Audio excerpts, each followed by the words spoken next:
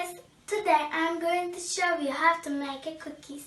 First, materials: 250 grams of butter, a cup of sugar, approximately 4 cups of flour, an egg yolk, a spoon of vinegar, 3 spoons of oil, a packet of baking powder, a packet of vanilla, a little orange peels, half of a glass nut, half of a glass chocolate drops.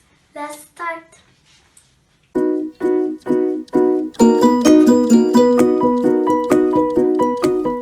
Mix butter, sugar and an egg in a bowl until it gets homogenized. Then add oil, vinegar, chocolate drops, nut and orange peel. After mixing them for a while, start adding baking powder, vanilla and flour until it gets soft.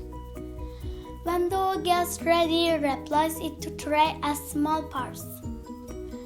Bake it at 180 degrees in preheated oven for 20 minutes.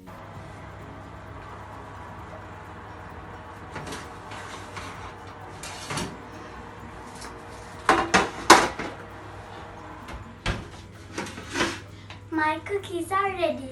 Enjoy your meal.